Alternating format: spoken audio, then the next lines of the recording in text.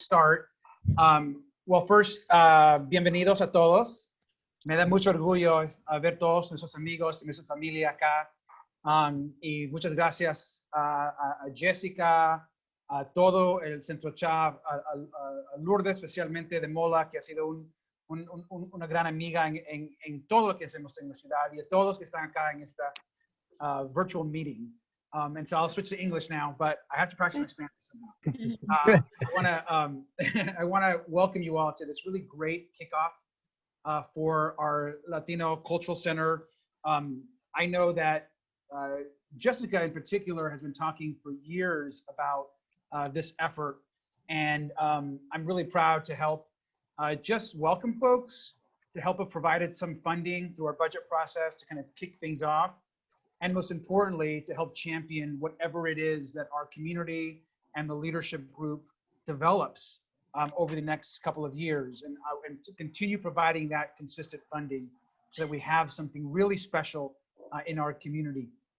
I see everybody on this call. I love seeing everyone, to be honest. It's nice, especially I'm so used to just talking about bad news for the last 8 or 9 months. It's nice to talk about something uplifting.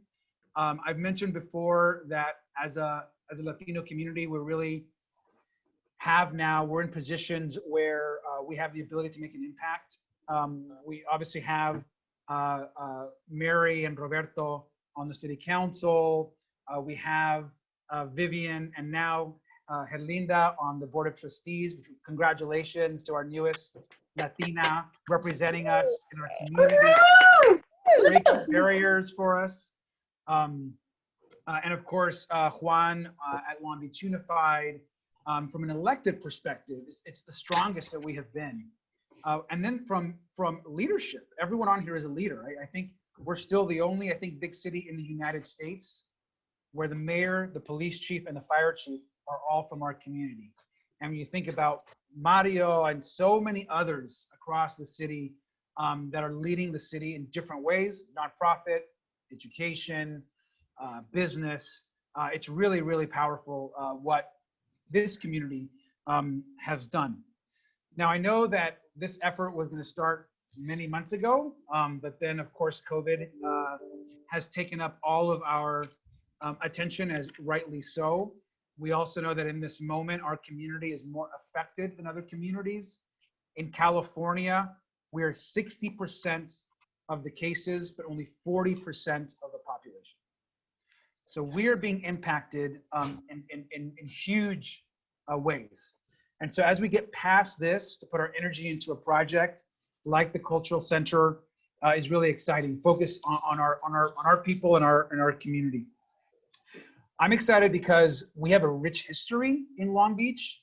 A lot of you on this call have been involved when I was in Peru, kicking rocks in Lima. And you've all been doing the work for so long. Chicano activists, Latinas fighting to get representation in the city. I see Teresa on here and so many others, and Irma, and so many people that have fought the good fight for such a long time. And then there's the next generation of us that really are standing on all of your shoulders that would not be here without all of you. And so we're going to be here to support the work that you're all doing and to be alongside and telling our history. And I'm excited because we have to tell our history. We have to collect the really the information that is in the heads of so many of our elders that can tell all of our stories throughout the time that we've been in Long Beach and the greater area. And there's so many artifacts and so many pieces of work that can be collected into something really special that can be showcased, while also working on the important issues around the arts and around workforce development and around just celebrating our people and their stories. So I'm happy to be here just to say thank you.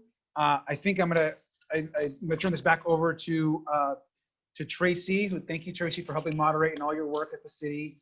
And I'm a supporter, so thank you all very much. I'm happy to be here. Robert. Yay. Hey. Thank you for your leadership, Mayor. I mean, this would not be possible without you and without a very supportive council. So I would love to turn it over to Councilwoman Mary Zendejas, who has a few words to share as well. Wonderful. Hi, everyone. It's so awesome to be here today. Thank you so much for being here. I'd like to begin by thanking Dr. Mayor Robert Garcia for his words here today and his way of always being able to motivate us and inspire us on a daily basis.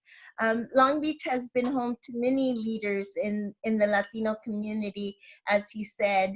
And I'd like to thank him for continuing that tradition and appointing and really looking at all of our Latino leaders throughout the city. Both as a mayor and a former representative of our first district here in Long Beach. I'm very, very proud to be able to represent a city that really believes in our diversity, and I'm especially proud to represent a district that is majority Latino, and I think that that's why this is so important for me. It is my hope that a Latino Cultural Center will not only give us the opportunity to reflect on our history and contributions to our community, but also provide a space for residents moving forward and residents learning about us and what we do as a city to embrace our Latino community. We have an amazing chance to engage our Latino community in this project through our amazing partnerships like Centro CHA, of course, Jessica being so amazing. And I'm so excited to participate in the next steps moving forward. I feel that this is, that I came in at the perfect timing, and I know that this has been a project that has been worked on for many years, but to see it actually coming to life is super exciting for me. And Jessica, you've been in Centro CHA, and all of your board members have been incredible partners over, especially during my time as a councilwoman. And for that, I really thank you. And I look forward to all the great things that we continue to do. So I'm just really happy that the whole city is coming together. I'm especially grateful for them for their help in participating and putting together food distributions at the Jenny Oropesa Center and at our Cesar Chavez Park last week. And that was amazing. So thank you so much for your partnership there. So I'm just, really grateful for everybody that's on the call today. Like Mayor Garcia said, we have some amazing leaders on the call today here. And one of the things that I love the most is that I call most of you guys my friends. So I'm so excited to be working with each one of you guys. So again, thank you, and let's get to work. Yay, thank you. Wonderful. This is so exciting. I was sitting here smiling because I was like, this is like family, like a family reunion with our tias and tios and hermanos, hermanas. For those who don't know, Ron hired me. Teresa Marino was my manager for many, many years when I first came to the city. So it really is like a family reunion to see so many leaders on this call, and just echoing what the mayor and councilwoman mentioned, having you all together is just such a blessing and an honor. So we're excited. I'm going to kick us off. I'm going to screen share our agenda for this afternoon. We have a pretty robust agenda. Let's see. So again, we're here at the kickoff meeting. As the mayor mentioned, we had hoped to kick this off earlier in the year, but I'm a firm believer in the universe works in mysterious ways and everything happens at the right moment. And so here we are kicking off our first meeting, and it's been wonderful to hear from our mayor and Councilwoman, Councilmember Uranga was not able to make it today. He had a conflict, but as you know, he sent his representative.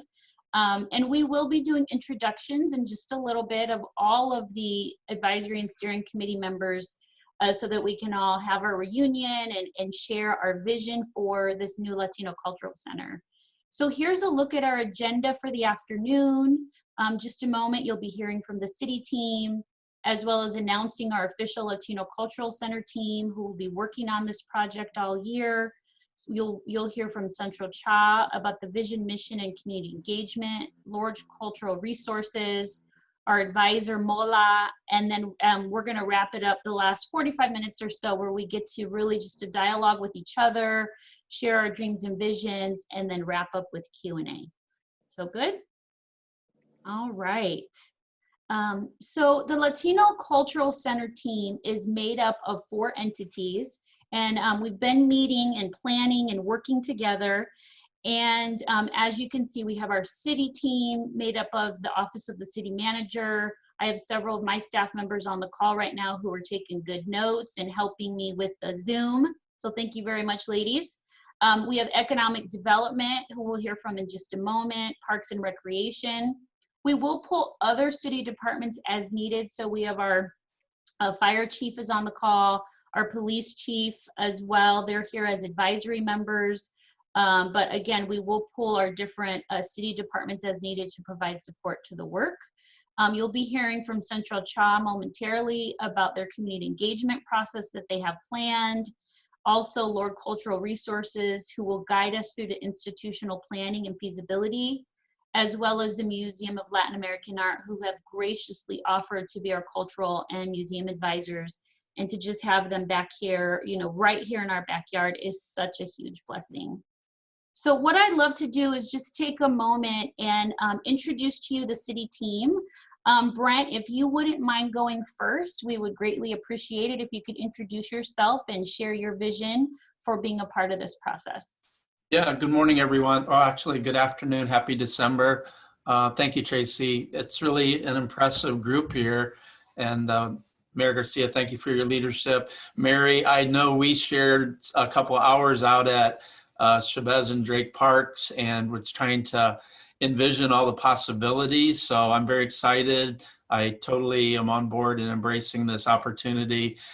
Just so everyone knows, I am still just 4 months old here in Long Beach. I lived in Orange County prior, over in Anaheim, and then recently moved here from Tucson, Arizona, where they have a beautifully enriched cultural community, very similar to the diversity and beauty here in Long Beach. So I'm a landscape architect and have been involved in lots of projects where we have very creatively integrated and developed master plans to see things such as museums and art centers and sculpture parks and cultural centers very keenly integrated into public space. So I hope I can contribute those kind of insights and some of my past experience for the benefit of our steering committee. But I'm very excited about it. I know Parks, Recreation, and Marine as a greater team, we have a great reach out across the beauty of the community. So in terms of community engagement, I think we can help in terms of leadership roles in that regard. And certainly, you know, the nucleus of what is happening over in the Drake Chavez area with our facilities there can be a home base for a lot of outreach opportunities also. But I'm very excited about the project and very blessed and thankful to be asked to be part of the steering committee. So thank you so much. Thank you, Brent. We appreciate you so much and your leadership. We also have Sergio Ramirez is also part of the core team. He's been helping with the planning and the preparation. Unfortunately, he is out today. He had a personal day, but we do have John Keisler who would like to say a few words on behalf of economic development.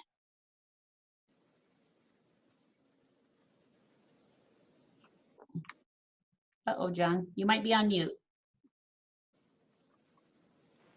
All right, I moved over to my phone. So thank you, Tracy. I'm super excited to see this project underway and see so many friends on the call. Eventually, I'll be able to harass each of you by chat at some point. But Yeah, so I see Ron, people, Teresa, all these people who are mentors of mine throughout the years in the health department, and have taught me about public service and about serving our community. So it's really, really exciting to see all of you now volunteering your valuable time to continue to make our community even stronger.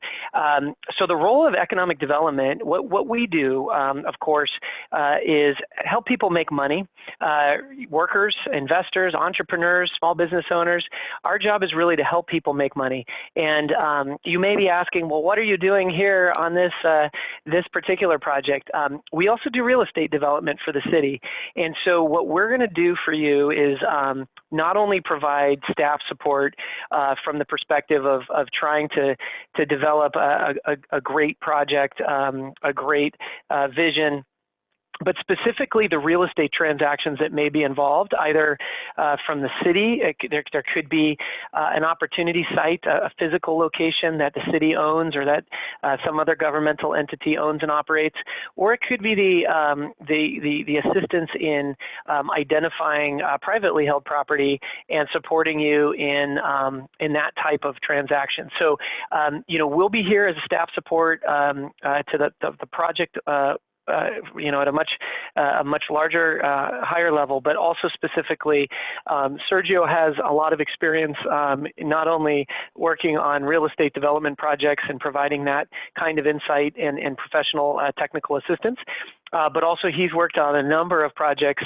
in his past life in the city of Anaheim and other cities on cultural centers, museum boards, and other things that he'll bring to the table when he's back. So you can always tap me for whatever you need. Of course, I will be at most of these meetings and as a part of this, just as a supporter of the effort in the community. I absolutely think that these are what make communities strong, both on a cultural level, but also on an economic level, celebrating what makes us special. So I'm very excited, and thanks for having me, Tracy. Great, thank you, John. We appreciate your leadership as well. The mayor was right. We have a lot of leaders on this call and people who are very passionate about Long Beach and about our communities. So thank you, John. Well, good. Well, many of you know me. I'm Tracy Kolonka, the Chief Innovation Officer for the City of Long Beach. I've been blessed and honored to work for the city almost 15 years, and I've worked in the health department for 5, development services, what used to be known as community development, for 5, and I've been here in the city manager's office for the last 4, going on 5 years. And so it's just been such a tremendous blessing to watch our communities grow and develop, to see many of you over the years move into leadership, management, and elected positions.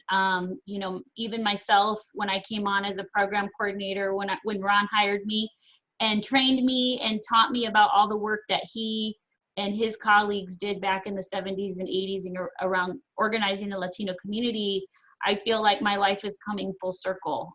That's probably part of my age and maturing and getting older, but it's really exciting to see us really, you know, bring this to fruition. So some of the things that you can expect from your city team, and this includes the Office of Civic Innovation. We have several staff members that are going to be, you know, taking meeting notes and providing a lot of the support. Our entire city team is committed to providing clarity of purpose. So this is important that we're all on the same page about why we're here, driving long-term momentum and growth. And so when we kicked off this first meeting and planning with Jessica and other leaders, we're already thinking, you know, 12, 18 months down the road, 3 years, 5 years, in terms of planning. And so that is the commitment you have from the city team, is that we're going to continue to look at the long-term mission and vision of this work and really be that pillar supporter for this. Building a strong partnership identity, so ensuring that all of our partners are included. If there was someone who's not on this call today for, you know, by accident, we didn't invite them, please reach out to Jessica and I, and so we can extend an invitation. We want everyone to feel included and to be a part of the change that's happening in our city. We also want to involve the target population, and we have procured community engagement services with Centro CHA, and we really see them as our leader, but you also all will serve as ambassadors to engage the target community and ensure that they're a part of this process and that they feel a part of the process. There's always room at the table.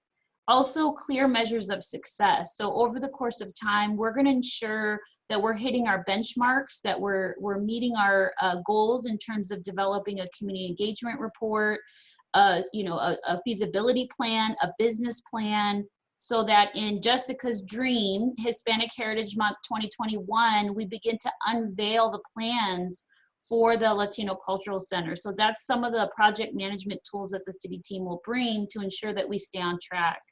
And last but not least, backbone support. We're here to really support this group, to provide, planning and meeting notes. We're developing a website that will launch next week and share with all of you, where these Zoom calls will be recorded and all the meeting notes and PowerPoints will be available for the public and also for you all to share with your network. So we're really excited, again, to provide the support. And I'm just really proud of our city and even our city manager's office, who's taking such a leadership role in allowing Sergio, Brent, and I to dedicate our time towards making this dream a reality.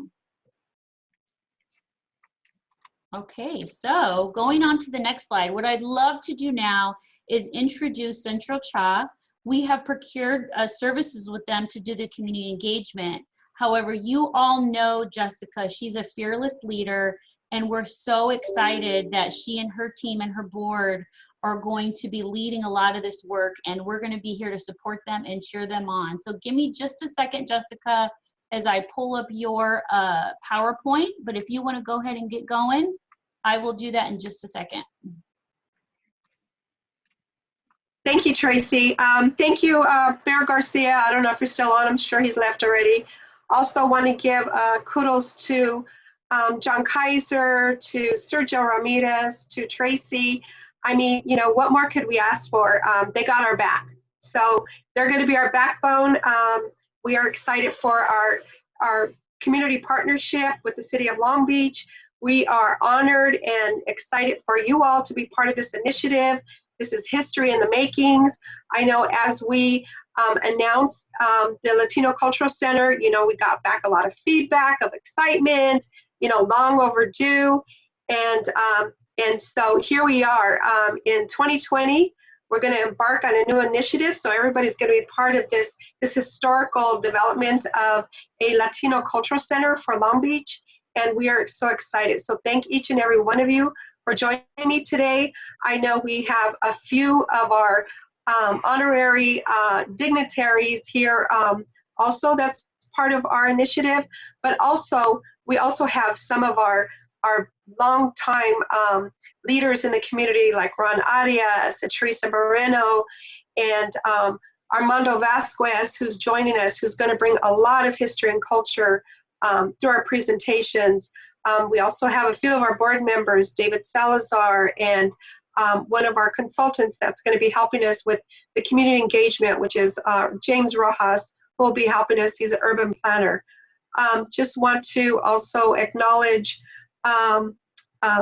we also have Dr. Juan Benitez and our newly elected board member, Herlinda Chico. And Herlinda, well, thank you for being here today and congratulations. I know everybody was giving you kudos, but wanted to give you that shout out. And, and last but not least, Tracy, thank you so much. We've been working this fight in the community. We know the importance of having cultural inclusion and celebrating culture, because that's part of changing the environment and the conditions in our community for healthier, more economic, vibrant communities. So thank you so much for being a friend and for being a partner, and I couldn't ask for anybody better to have our back in this initiative. So thank you so much.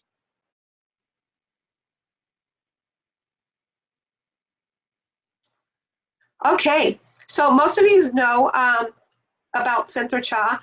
I just wanted to give you a little background about the organization, who we are, what we do. The organization started in 1992 in the city of Long Beach. We are a registered California nonprofit agency. We're formed by concerned leaders in the community to address the economic barriers in our city. And really, we seen early on the economic barriers that created social determinants of health that influence the conditions of the Latino families and youth in our communities to be able to live, work, and thrive. Some of the barriers were high unemployment, poverty, violence, diseases, and low level of education attainment. Can we go to the next slide? As we developed the organization, the agency originally was an association. Looking towards the future in 2000, and most of you know Jack Humphrey, who was the city's demographer back then. This stuck with me for a very long time because at that time he presented this presentation that projected the future of Latinos in Long Beach. And in the late 90s and early 2000, it just, took us back as leaders in the community, how the projection and the growth of Latinos were rapidly going to increase. And it was, interesting at that time, he was showing the community and the growth. And he said, that Latinos were a sleeping giant that's going to wake up. And so I'll never forget that. It was at a meeting at the Queen Mary. We were doing a Southwest voter registration, and that has always stuck with me. And here we are now, close to almost 50% of the population. So it was important at that time as leaders in the community that Centro CHA not just only served as an association, but also that we became a nonprofit organization. So the agency was instituted as a nonprofit in 2000. Really to address, the issues in the community. So we are the #1 Latino serving nonprofit agency in Long Beach. Our mission is to advocate and increase the quality source of programs and services, social, economic development of the Latino community throughout the greater areas of Long Beach.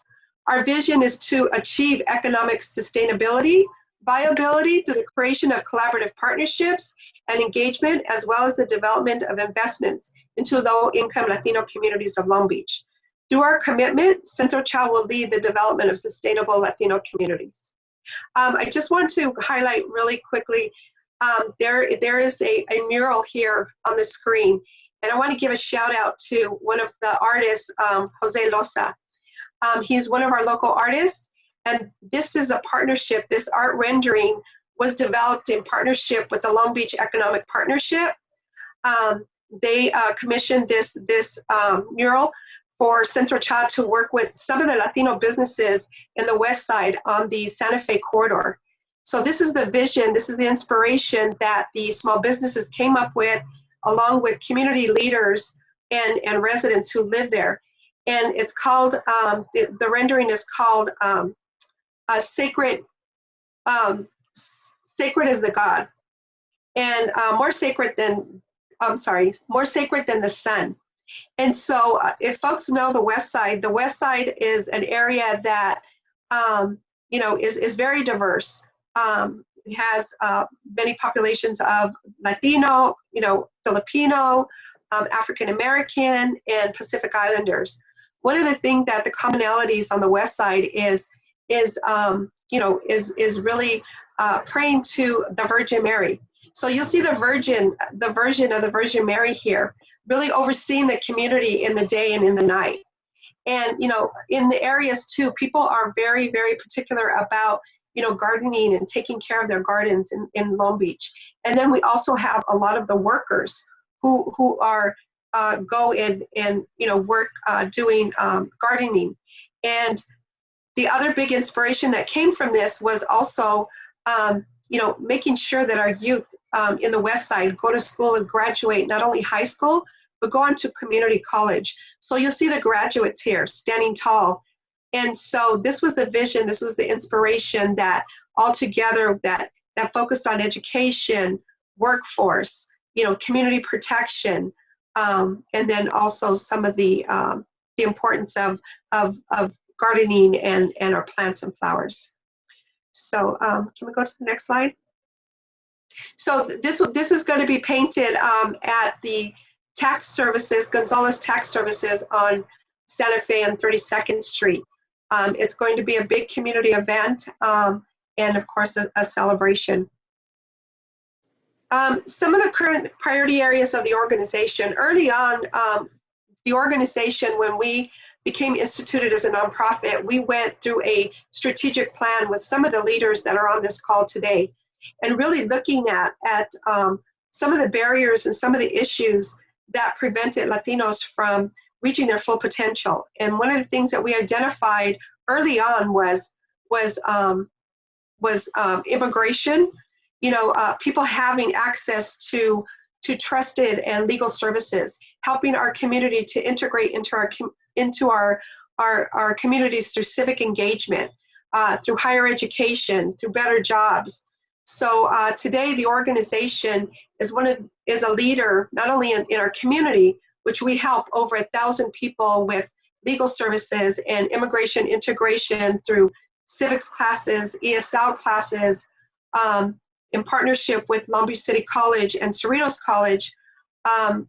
We are a Board of Immigration's appeals agency, which means we are approved by the Department of Justice to provide those legal services in our community. We help over 1,000 people, and we're funded through several foundations and also the state of California to provide that free legal service. The other thing that we learned early on was looking at the challenges in our community, and one of the things that we identified was poverty, the lack of good jobs, low wages, and so it was important for us to really address the conditions in those communities where Latinos lived in those neighborhoods and help them to connect to better employment services, to certified job training, higher education opportunities, and again, working closely with our education partners with Long Beach City College and Cal State Long Beach. We are now the largest and most recognized community-based organization that has employment services and job training. We have brought over $15 million of workforce development monies to the city for job training through the Department of Labor, through the state of California, and through partnerships with foundation. And also, we've been a partner for 20 years with our own local workforce development program with the city of Long Beach.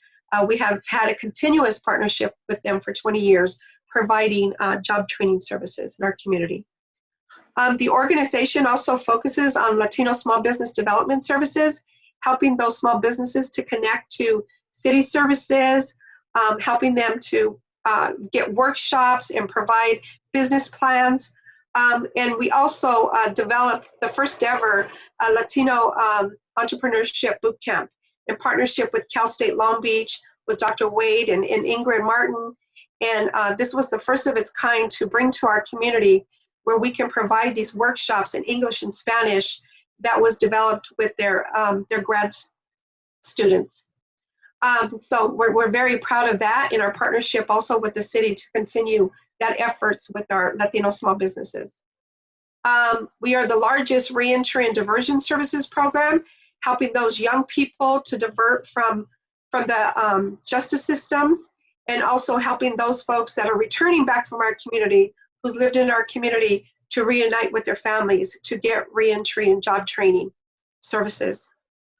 We've also been very active and a leadership in promoting citywide violence prevention services through recreational cultural arts programming and through special event celebrations. The organization led the Summer Safety Initiative, which was started in 2000, which has continued now to be the Be Safe program at the Parks and Recreation. We continue to provide cultural arts programming with our students. We know this is a evidence-based practice in engaging our community and promoting health and wellness and healing. And also been a champion in providing special event celebrations in partnership with our mayor's office, with the Senator Celina Gonzalez's office, with the Dia de los Muertos, and also Cesar Chavez celebration, Chavez Park. We just recently, it'll be 2 years, launched our social business enterprise called Long Beach Por Vida. The Por Vida program was initiated specifically for youth. It's ran by youth to promote really, we call it Long Beach Por Vida, is to really save the life of our young people, and specifically our young people who are artists, who are looking to express their art through clothing, branding. It's a creative space for them to develop messaging and also to promote entrepreneurship, so they can also learn how to provide customer service, to market themselves, sales, and provide retail. Next slide, please. So some of our highlights, currently, some of the initiatives that we've been working on is we just recently, in partnership with the City of Long Beach, are embarking on a new building acquisition for the development of a community business and workforce center. We're in the process of bringing down $4 million from the Economic Development Agency at the federal level. We are so excited for this initiative. Centro CHA finally is looking forward to anchoring a home for the organization. If you can imagine, for over 20 years, being in the community, being a rooted agency and not having a place to call home. And so we're so excited for this initiative, and this has been a partnership not only with the Federal Economic Development Agency, but with our own local economic development agency, with John Kaiser and Sergio and our city leader, Tom Modica, and we're so appreciative of this opportunity and partnership. We also launched for the first ever the Latino Economic Impact Report for 2019 and 2018, and this was a partnership with Cal State Long Beach.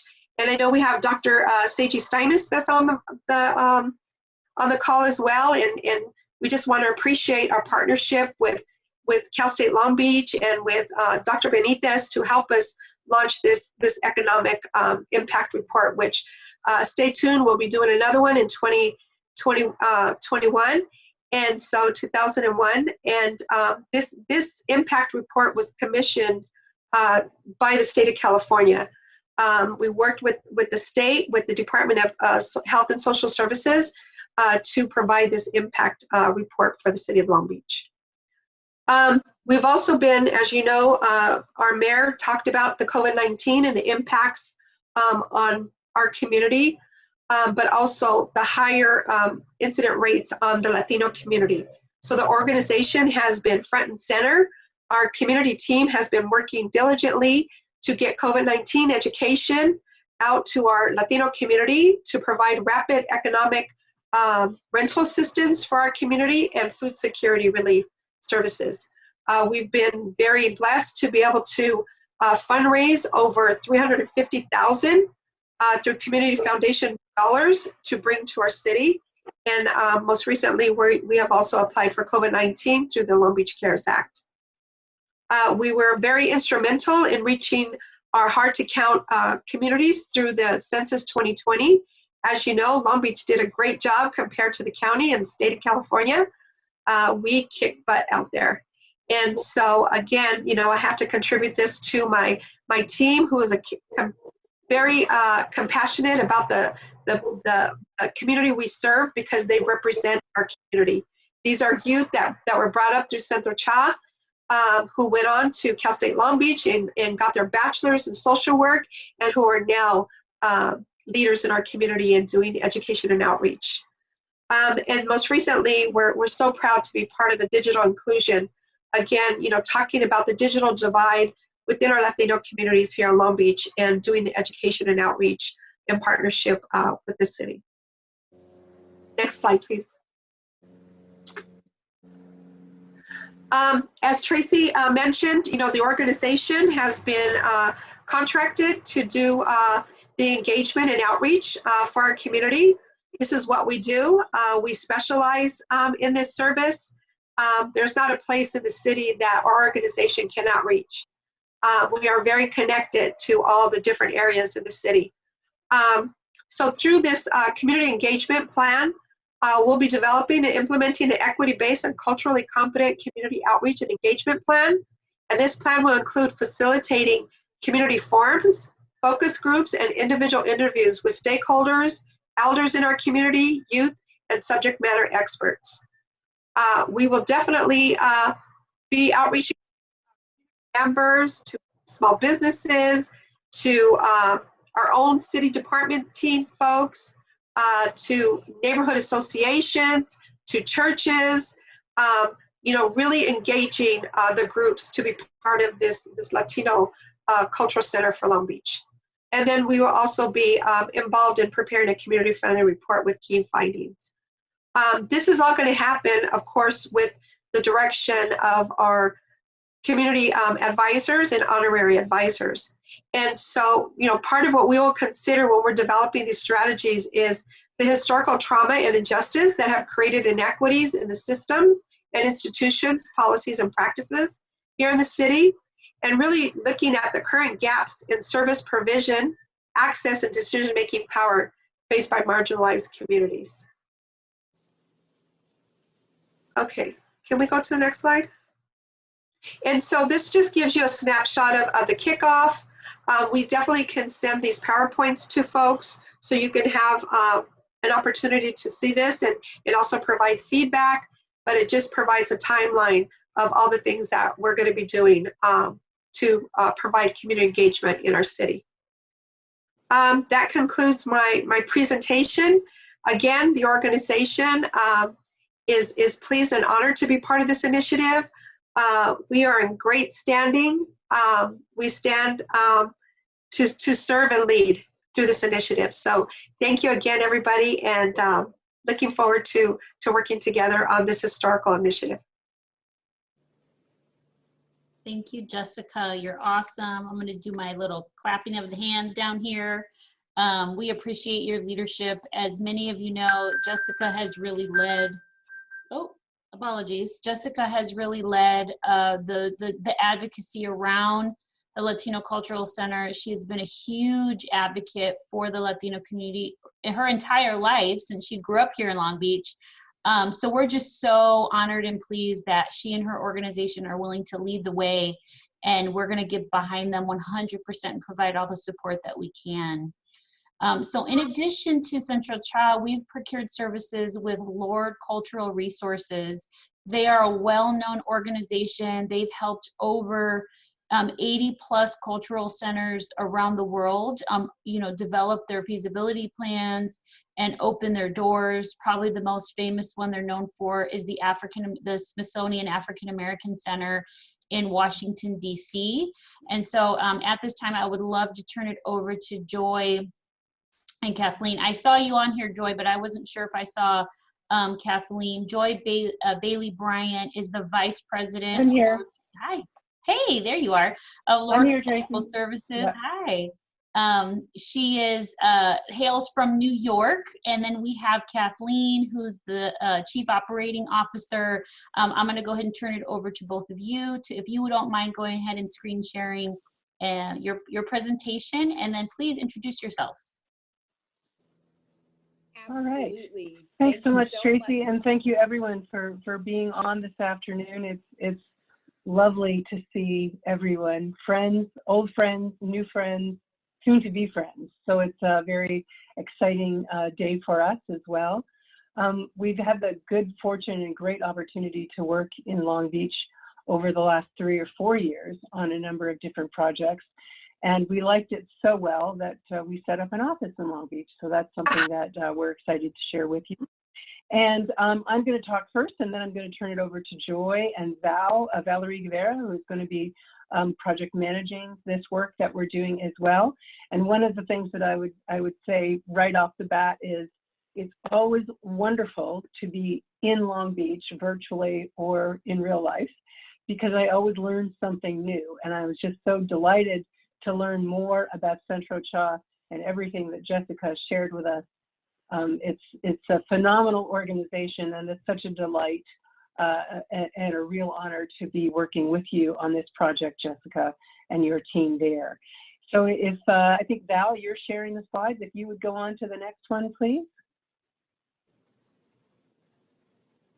All right, just a little teeny bit about Lord Cultural, no, back one. A little teeny bit about Lord Cultural Resources. Our 40th anniversary year is in 2021. So we've been around in the cultural space and have seen a lot of changes go on over the last 40 years across the world. You see, we've been involved in more than 2,500 projects in 57 countries and 450 plus cities around the world. The red dots are offices in which we have people stationed across the globe. The one that's labeled Los Angeles is our office in Long Beach at 245 3rd Street, which is in collaboration with Studio 111. Some of you might know of that organization. And we're working on a project in collaboration with them as we speak for the Port of Long Beach. So a very exciting work that we're undertaking there at the moment. But we've done lots and lots and lots of cultural work, as you can see. Quite a lot of it also in ethnically specific or community-specific kinds of projects that we've undertaken. So we're also well familiar with how those kinds of projects start with a great idea and evolve and change and grow and morph and become great ideas. So we're looking forward to working with you to plant those seeds and help them grow. Next slide. So there you see me on the left, and Joy, who is our special senior advisor on this project. Valerie will be the project manager on this, and Javier Jimenez, who is the director with Lord Cultural Resources, who oversees many of our business and financial planning projects, will be fulfilling that role on this project as well. So I think at this point, Joy, I'm going to let you take it over and go on from here. Yes, thank you so much, Kathleen, and I'm excited to be here with everyone. As Kathleen said, it is always a pleasure to be in Long Beach presence because we learn so much more about what is happening in the community and just so much of the great work that the city is doing and citywide, the treasures that are available, especially the arts and cultural assets and treasures. So as Kathleen said and Tracy said, I'm Vice President and Senior Advisor on this project. I have the pleasure of introducing our three-phase process, which is the way that we'll work with you, especially in Centro CHA as we're moving forward in this. So we start with this phase one concept and needs assessment, and Valerie Guevara is going to describe it a little bit more in depth. But I just wanted to give you this kind of broad overview so that you can see we're looking forward to really sitting down with you, metaphorically, in a visioning workshop to understand more about what you would expect in a Latino Cultural Center in Long Beach. And then we'll report that out to you and have a discussion around that. In phase two, we'll take that information and develop it more fully. Through the best practice work and the review of potential sites, contextual analysis and assumptions. And then we'll wrap that all up in the capital cost and projections document. So you'll know how much this is really going to cost. So it's kind of moving from vision to what the reality is in that costing phase. And that's really the secret sauce that we'll work with you to create. So we're looking at this process taking about, I believe I'm going to go ahead and say it's going to take about 6 months, I believe, that we're looking at this taking. And I do want to turn this over to Valerie just to briefly describe phases 1 and 2 a little bit more in depth, and then I'll come back for phase 3. Hi, everyone. So going into phase 1, it will be the concept and needs assessment. So the purpose of this phase is to define a vision for the Latino Cultural Center in Long Beach and what that would include. So we're going to do that through a vision workshop, which is about a 2 to 3 hour workshop with city staff members and members of the committee. And the objective will be to explore any anticipated programs, activities, or services that the Cultural Center would have. We would do a deliverable, which would be a vision report, and we would share the outcomes for review and discussion with the city staff and the committee, and we would define the preliminary vision for the Cultural Center. Following that, we would move into phase 2, which would be the development plan. And the purpose of this, we would use that feedback that we got on the phase 1 report to support review of potential sites to be identified by the city, conduct any interviews that would explore opportunities or constraints, and to formulate recommendations associated with the site, facilities, and operations. We would also do a best practice comparable and market analysis, and that would bring us to the deliverable of a phase 2 report, which would be any modifications that we see fit from phase 1 and any recommendations and assumptions for the program direction and operation of the Latino Cultural Center. Thank you, Val. And what's great about the work in phase 1 and phase 2 is it allows us to dream. It allows us to dream big and really think big about what opportunities there are in Long Beach, and then how the Cultural Center can really fulfill those, and really looking at spaces where this work is being done across the country and internationally, being done really well, and bringing that information to bear in phase 3 with these capital cost and projections. So when we get to the capital cost and projections, essentially we are getting to the spaces where we talk about who's going to be coming to the place. Obviously in phases 1 and 2, we'll have done a little bit of marketing work to understand, but now we're really defining. We're defining through assumptions that we've put forward. So we'll talk to you and really confirm, okay, it looks like these are the profiles of the types of people who will be coming to the Cultural Center, more importantly than coming to the Cultural Center, using the Cultural Center, because that's what you really want to be. You want to be a useful space. So that'll help us to get to attendance projections. And then that'll also, very importantly, help us to understand how much money do we think that this place is going to be able to take in? What's the revenue potential going to be? And then what are the expenses going to be? How much is it going to cost to operate the place? So a lot of the assumptions will help us to do that, to understand that more, because they'll tell you simple things like, what are the hours for the Cultural Center, right? People make assumptions about hours of cultural spaces, but what really will work for Long Beach? What's really the best kind of sweet spot for that, for the operating hours, for staffing, for the programs that you're going to be doing? What is the space really going to be offering, and make it a useful space? And therefore, what are the assumptions that we can really pull forward to maximize that attendance, and to minimize the expenses, but really getting to a good space. So phase 3 is really about those projections, and it's also getting you in line and ready for those assumptions that are going to lead you to an order of magnitude capital cost estimate. And the reason we use the words order of magnitude is because, you know, it takes a while to actually, you know, get a space and to get into the real nuts and bolts of a space.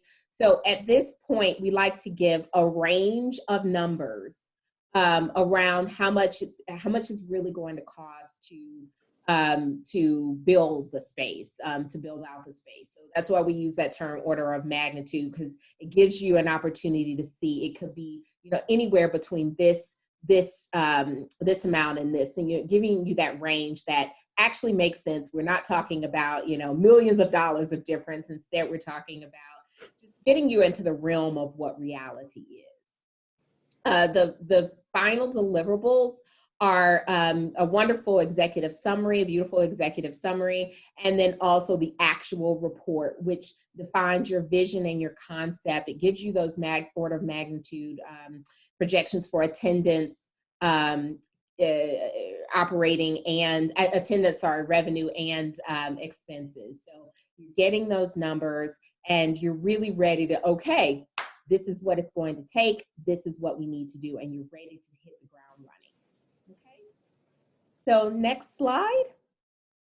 Are there any questions about that process? We moved through it a little bit quickly, but wanted to get you ready for it. Hi, this is Shane. Hi, if I Joy. can just add, Joy. I'm sorry, I was just going to add one thing, Shane, before Joy moves on. I just wanted to talk about points of intersection between the work that we're doing for LORD and the work that Centro CHA will be doing, because it's very important that those two commence in parallel and with touchstones along the way. So I just wanted to say that throughout the course, especially on the front end, we'll be looking to hear and understand what Centro CHA is developing in their community consultation and engagement process, as well as looking at the other end is what is the degree or the extent to which Centro CHA's regular programming will interface with the cultural center, and what are the separate pieces, what are the combined pieces, and how that all works together. I think that's an important point to raise here, because unlike the process that we conducted last year for the African American Cultural Center for the city of Long Beach, which is how we got to know Tracy, there was not an existing organization that we were working with at the time. It was, now it is, but at the time that had not solidified yet. So that's an important aspect of this as well. I just wanted to add that one thing, so to talk a little bit about how that works together. Sorry, Shane, go ahead. No problem. Thank you, Kathleen, for that additional information. I truly appreciate the collaboration and the way you expressed that, you know, this is in a sense different than the African American Cultural Center. So I appreciate that. And I just wanted to had a quick question. So I had briefly heard that from phase 1 to phase 3, it would take about 6 months. And I just wanted to confirm that was what was stated. These things always take longer than you think they're going to take. Okay. So generally speaking, I say 6 to 9 months. It could be as quickly as 6, or it could extend into 9, but that's the general range of the entire process. Yeah. Understood. Well, thank you very much, and I appreciate the clarification.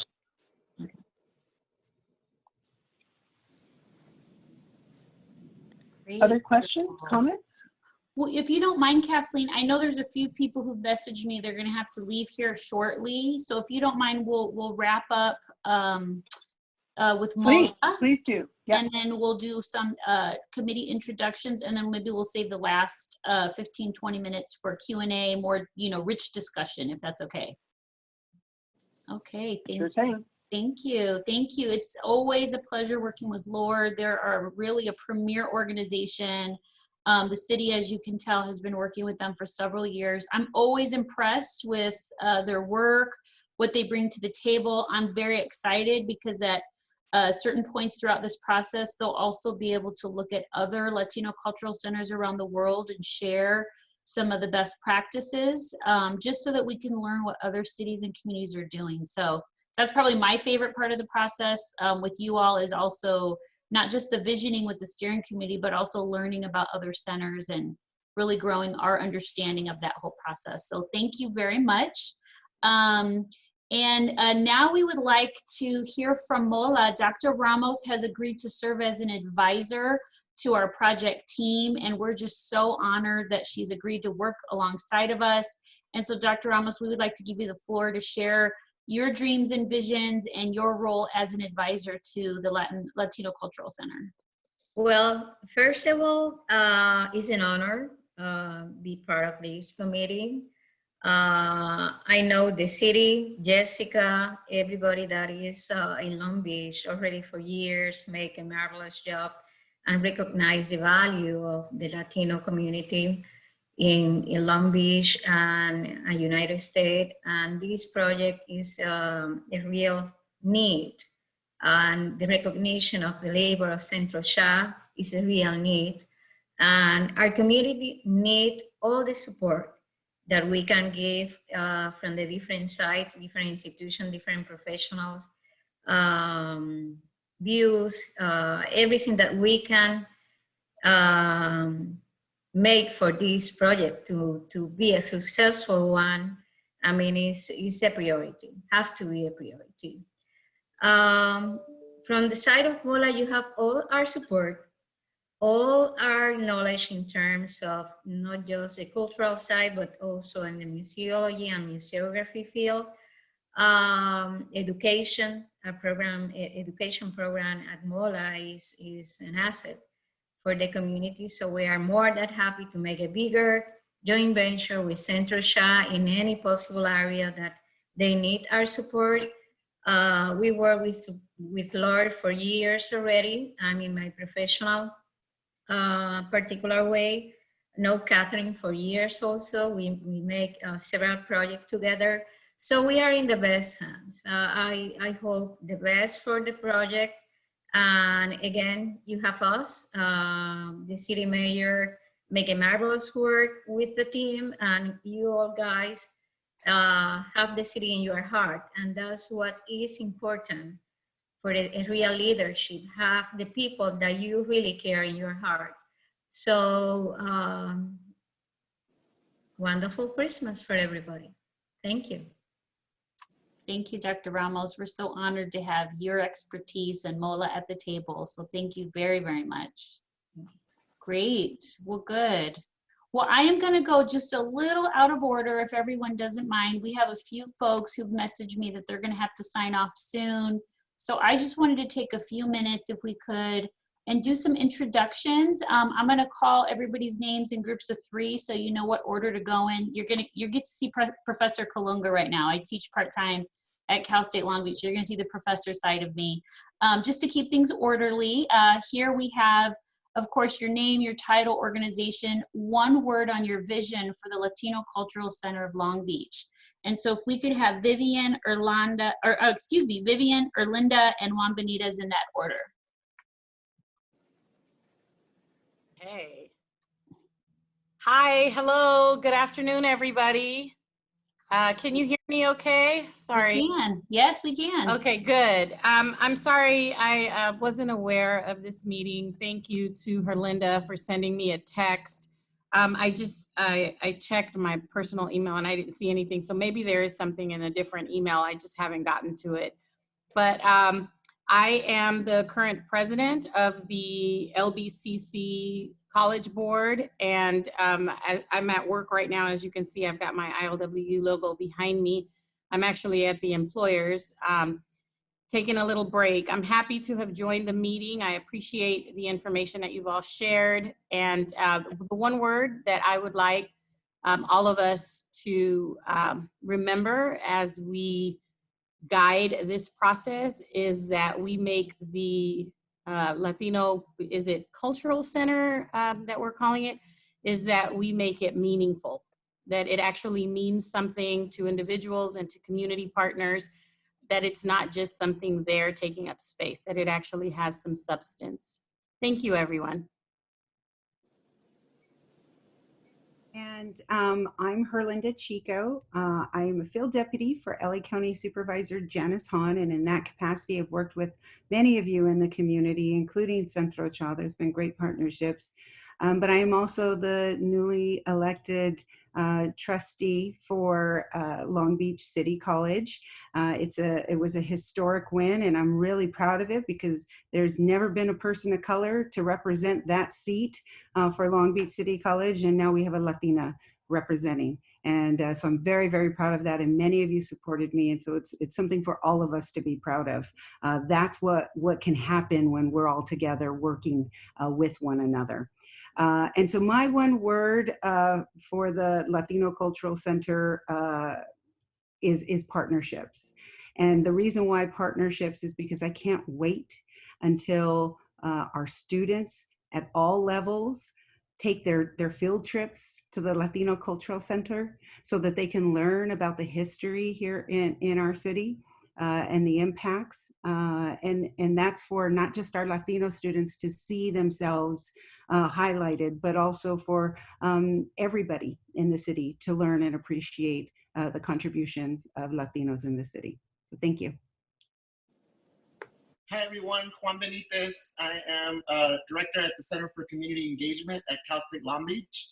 And I am also a Long Beach Unified School District School Board member. And I'm happy to be here and excited about this project coming to fruition.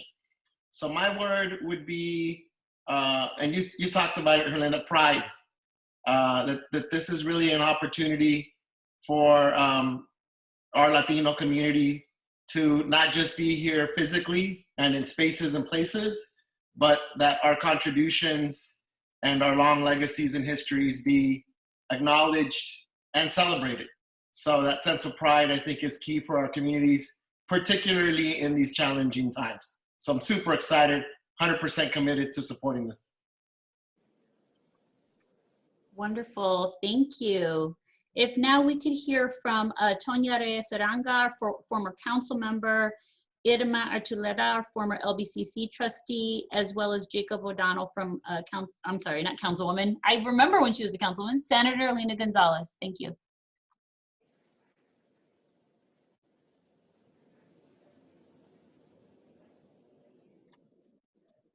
Tonya, you might be on mute.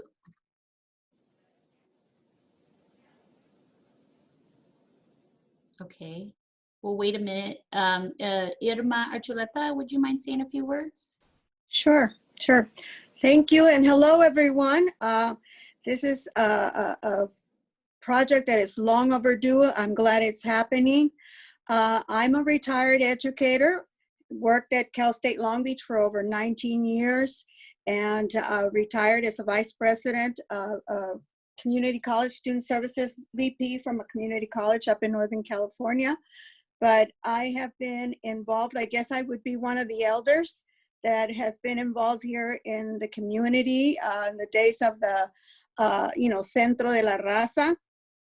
Anyway, I am happy to be part of this effort, and I look forward to the collaboration with the elders as well as the new folks who are just, engaged in the technology, which is something that I would totally advocate for.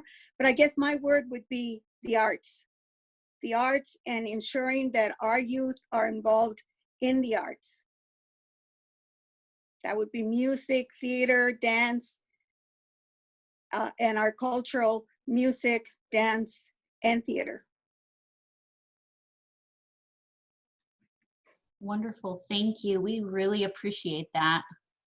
Great. If we could hear from, excuse me, I'm going to jump around a little. Abigail Mejia, if you could go first, and then Jacob, please. Thank you.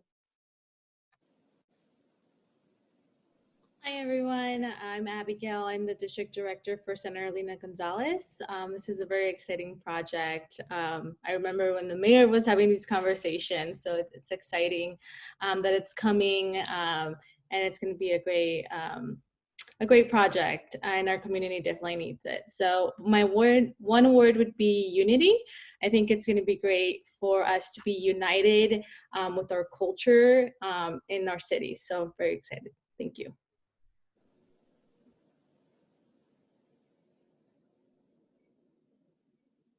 Hello, everybody. Good afternoon. My name is Jacob O'Donnell. I am a field representative with Senator Celina Gonzalez's office.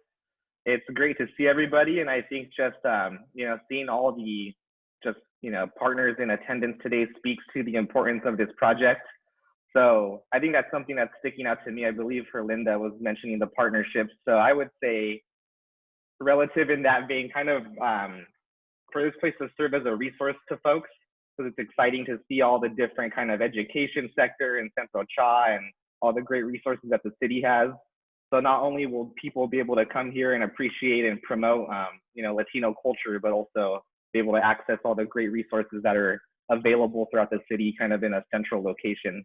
So excited for this. Thanks so much. Great, wonderful, thank you. Shane, on behalf of Councilmember Uranga, please. Hello, everyone. My name is Shane McKeithen, Shane Demetrio McKeithen Vega. My title is Field Representative for Councilmember Roberto Uranga here in the 7th District, City of Long Beach. And the one word I would say is inspiration. I believe that similar to what Dr. Benito was saying about pride, having pride when you attend there, similar to Abigail, the unity of everyone being there together, and then also feeling that you come from a long lineage of people who have been working hard and have contributed a lot to the history of the city of Long Beach, and then being also inspired to, you also provide your your 2 cents to the city's history as well. So inspiration, I believe. Thank you, Jacob. We appreciate you. The younger generation right behind us. We're pulling you right behind us, Jacob. Great, wonderful. Okay, well, Tracy, oh yes, please. No, that was Shane. You called him Jacob. I'm sorry, Shane. I was sorry. You know what I'm doing is I'm making sure I'm catching everybody's box and name. So thank you, Erlinda. You've saved the day. Sorry about that, Shane. Please forgive me. Great. Well, good. Well, I am actually going to just start calling folks in order as I see you on the screen. If you do have to jump off, please send me a quick message in the chat room so I can catch you. If we could hear from Ron Arias, Teresa Marino, and Susanna Gonzalez Edmond in that order.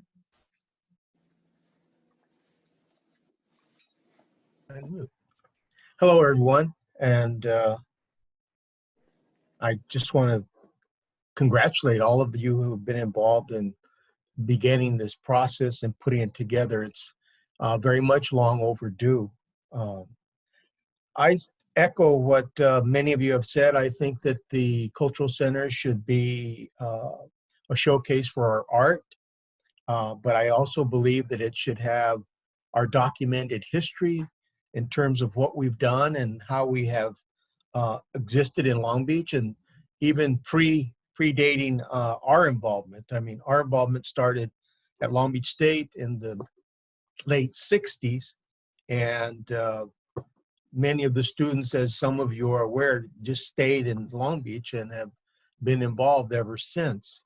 Armando and Mario Cordero and Irma and her husband, Mike, the Roberto, David and his brother. I mean, Teresa came a little later, but many of us have been involved in that process for, you know, quite a while, over 50 years.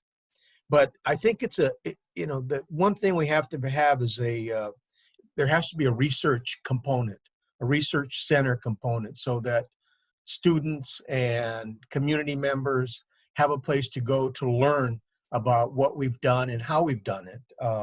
So much of that is being lost today.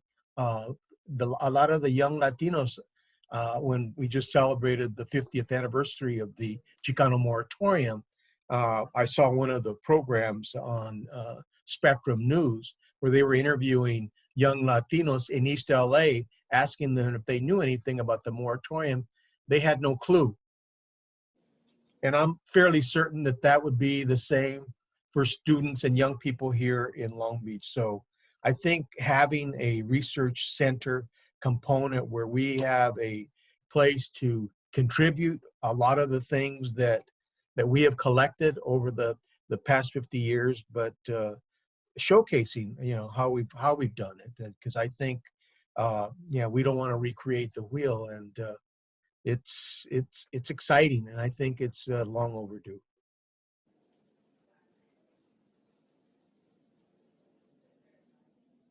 I'll turn it over to you, Teresa. Thank you, Ron. Thank you, Tracy. This is a really historic meeting, and it's historic in the sense that many of us who have been in the community, and Ron said I came later, but actually I came in 1973, so that wasn't that late. This has been our vision, to have an opportunity to bring history and to have a place where our stories can be told.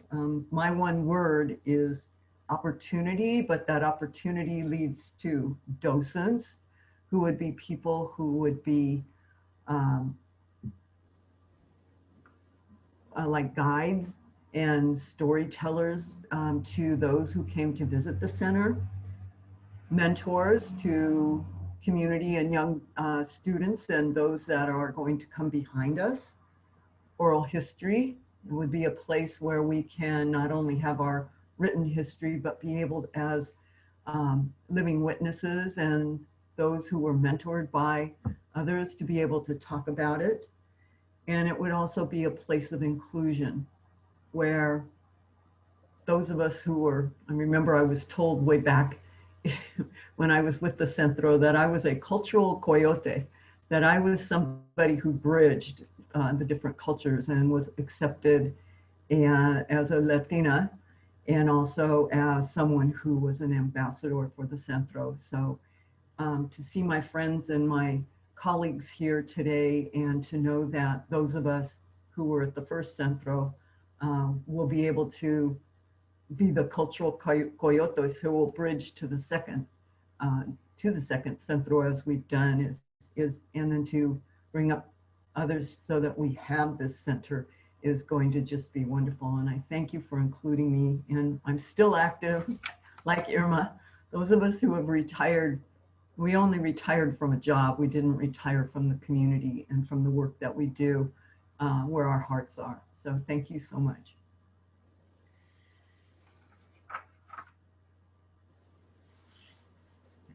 Tracy, was I next? Yes, thank you. Hi, everyone. For those of you that don't know me, I'm Susanna Gonzalez Edmond. I'm a proud resident of the city of Long Beach and a board member of Centro CHA.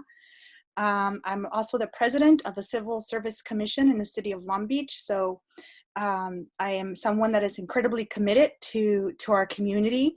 And I would just like to recognize that I journal, and I'm definitely journaling today as a historical day, because I've talked to Jessica so many times about where is our presence physically as a Latino community, and to know that we have this meeting today. Thank you, Tracy, and to all the planning that went behind this to make it happen, and to everyone that is on the call and has participated today. It is an honor to be able to be part of this process. So thank you for inviting me. Thank you for asking me to say a few words, and I just echo what everybody said. And I would say that it will be a physical location for us to honor our culture, our presence in the city of Long Beach, our history here. But I also think it would be a place where we can also display our local artists, our young Latinos and Latinas that are creating beautiful art, like Jose Loza and other new generations of artists. I think that's going to be incredibly valuable also for the community to be able to have that space. So thank you, everyone. I mean, I think everything that Ron mentioned, I echo everything he said. Those were great words, Ron. Thank you. And I'm just incredibly excited to be part of this process. Thank you. Thank you, Susanna. Appreciate it. Great. If we could have Mario Cordero, our port director, Javier Espino, our fire chief, and Theresa Chandler, deputy city manager, in that order. Well, thank you, Tracy. I just want to again echo what Ron Arias indicated about the importance of the history component to this.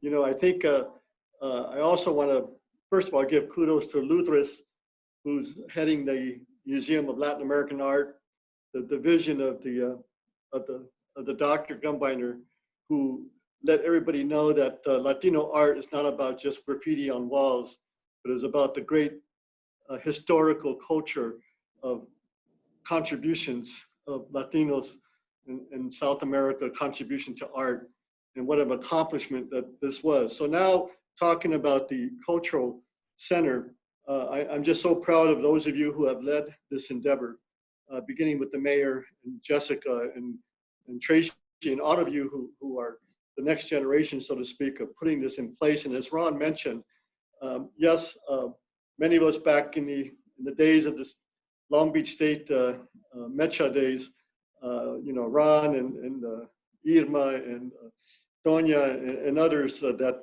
are on this call, it is just so much satisfaction to see that we're finally putting this vision together. So I think, again, I just want to emphasize that the tremendous appreciation that for the next generation in terms of what we're doing, and the you know, what Long Beach looked like back in 1970, 71, as Ron knows, is much different today.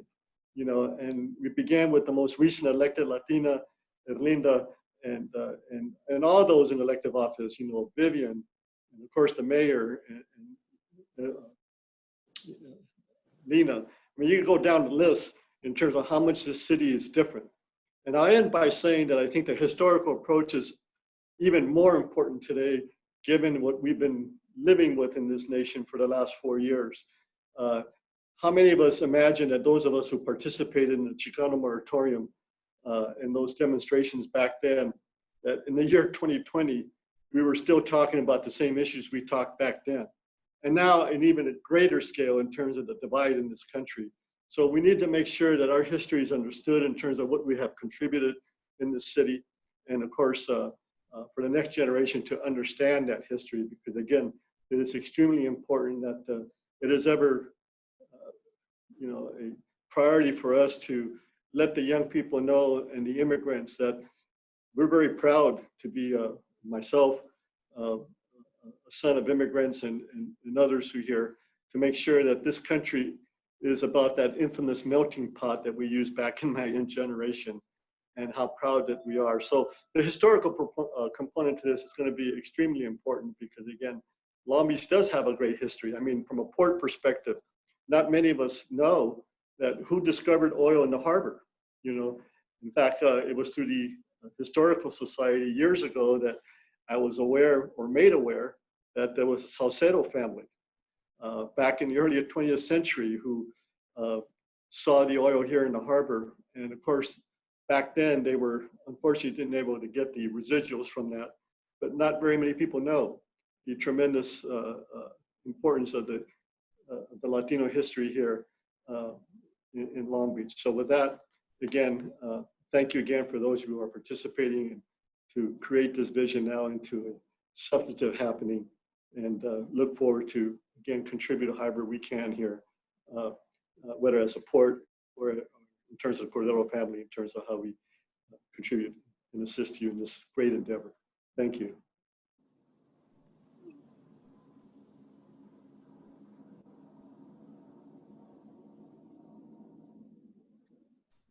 And Theresa Chandler. Sorry, I didn't think I was next. That was you, Chief, but I'll go. I didn't come up. Oh, you're right. I'm being a bad teacher. You're right. Hey, Tracy. Paying attention, Tracy. I know what you're trying to do. Go ahead, Chief. I'll wait till you're done. Go right ahead. You've got the screen now. I'll go after you. Okay. All right. Well, thank you. My name is Theresa Chandler, and I'm a deputy city manager here with the City of Long Beach. And I have the opportunity to work with Tracy and the Office of Civic Innovation here in the city manager's office. I also oversee our homeless services work and the racial equity and reconciliation process and the equity office. This work is so inspirational to me, and Shane actually took the word. Inspire was the first word that came to mind, because I'm honored to be here, to be invited to join all of you, and to do this work alongside Tracy and the city team to support the efforts through the city. I just think it's really incredible. So my next word would be resilient, because I think showing the resiliency and the history and the love of culture that can move the work forward and move us forward as a city, as we all come together here in Long Beach. It's so many beautiful people here in Long Beach, and to celebrate where we all come from is just inspirational, and that resiliency is really powerful in all of the work that we do and how we move forward together. So I'm grateful for all of you being here, and what'd you say, 3 to 9 months to get this going. I'm really, the last 3 to 9 months has been something else.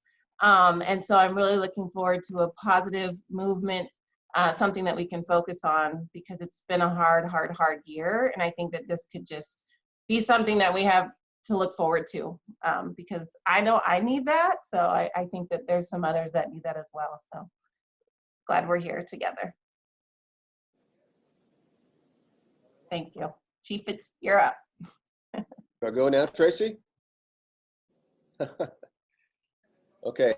Well, hello, everyone. My name is Javier Espino. I'm the fire chief. I've been with the Long Beach Fire Department just coming up on 35 years here in a couple of months. And I'm extremely proud to be representing them here today.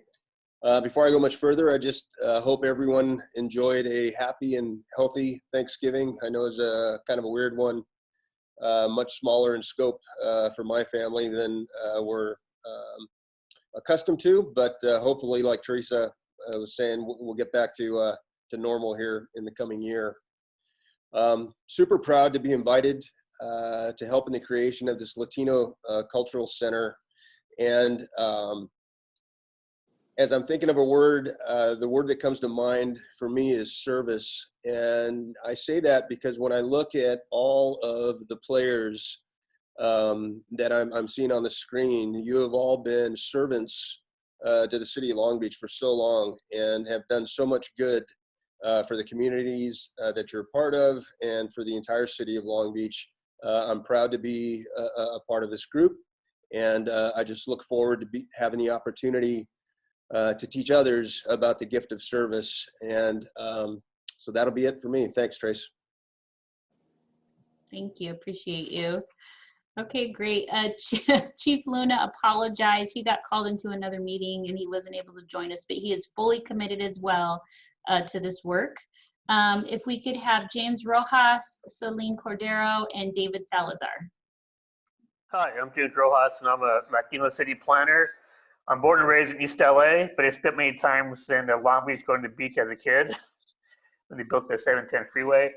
My work is looking at the Latino built environment as cultural heritage and using, and our culture is about a feeling. And the best way to express our feelings is through, I find, for community visioning, is through using our hands and being creative and using object storytelling and play as a way to kind of way to define who we are. So I work all over the country with up and coming Latino neighborhoods from South Carolina to Minneapolis that are brand new.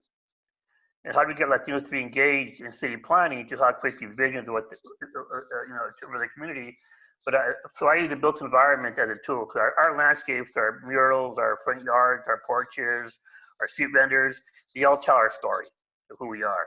And how do we find power in our story, in our neighborhoods? So I work a lot with Latino youth to really kind of remove all the self-doubt they might have about growing up in a poor neighborhood. They're telling them your neighborhood has more creativity and power than most middle-class neighborhoods have, because as Latinos, we create our neighborhoods. We're about cultural production, not about less about consumption, more about production. And I think for this community center, I think the word for it will be cultural production. We're producing culture, reflecting culture, but we're going to be producing culture in Long Beach of our future. Needs and aspirations. Thank you.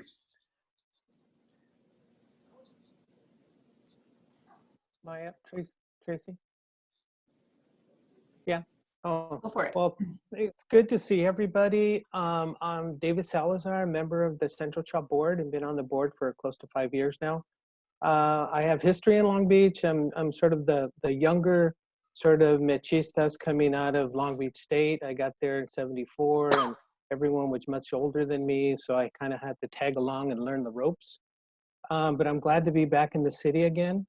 For me, what the center means to me, and I think to a large degree, the work of Centro CHA is really about equity and recognition, and that has not been the case for the Latino population in the city, especially the Mexican American population in the city.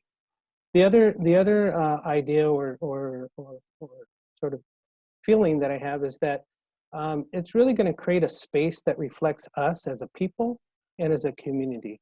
So it encompasses all the things that make up our culture: food, music, activities, family events, all the different facets of what makes the Latino culture a rich culture. And I think it'll be on full display for the city to enjoy, as well as for the community to engage in. So that's it. Thank you very much for everybody, for everyone joining in on this wonderful and exciting venture.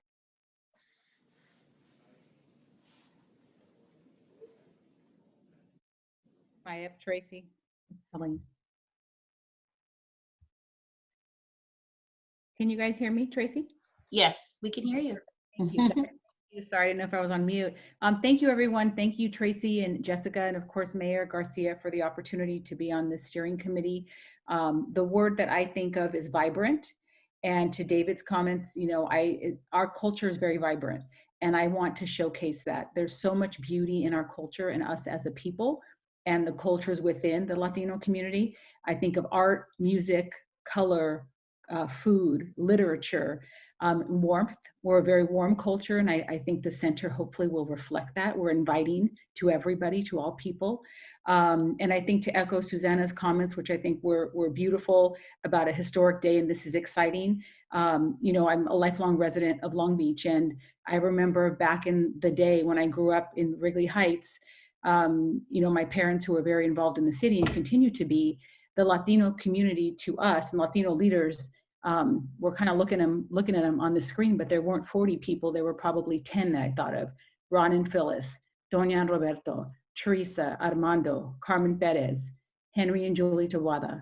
I may be missing one or two, but essentially it was a handful of people that got together, and you know, I was able to be a little girl running around and get to know them. So it's so beautiful to see now many generations here with our city leaders and others. So thank you for the opportunity to be a part of the committee.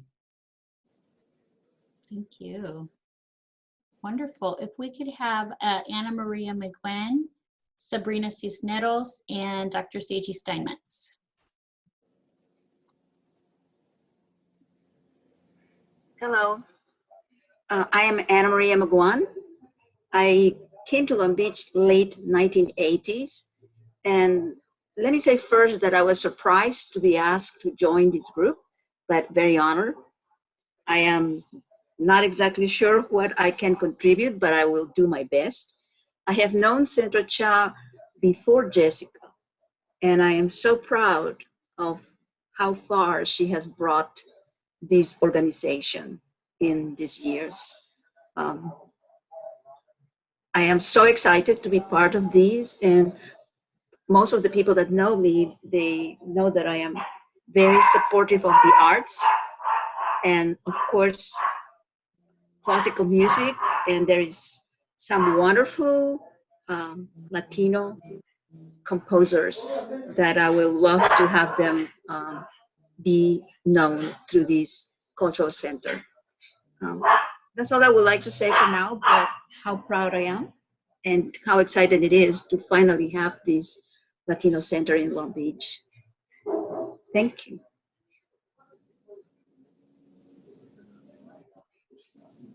Hi everybody, I'm Celina Cisneros. I am a D2 resident here in Long Beach. I'm really excited to be here.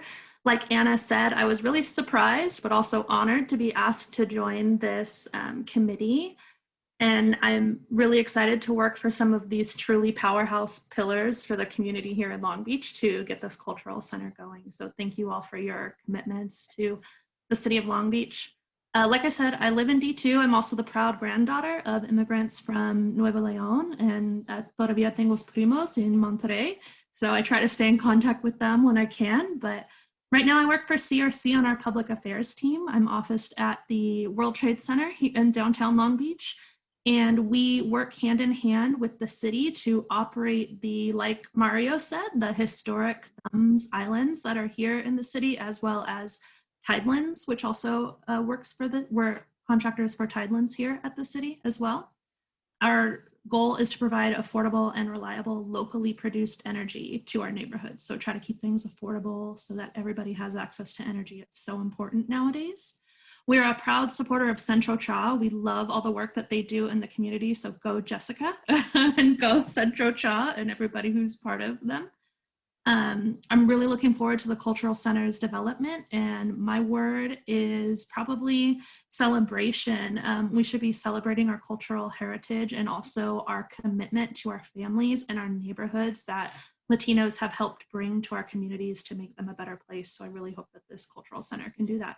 Thanks, everybody. Hi, everyone. I'm Sergio Steinmetz. I'm professor and chair of economics at the California State University Long Beach and also director of the university's Office of Economic Research. I'm also a partner with Centro CHA to the extent that I do absolutely anything Jessica tells me to do. She just calls and I'm working all of a sudden for her. But that being said, I'm very proud of our university's contributions and collaboration with Centro CHA on the annual Latino Economic Report and Summit.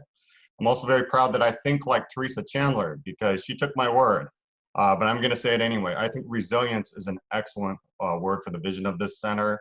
If there's anything in my research on the Latino community that stood out, it's the extraordinary resilience of the community. And perhaps that could be reflected both in artwork and maybe even in the architecture of the center. So thank you. Wonderful. If we could have Griselda, Maria Hunter, and Alison Crosby.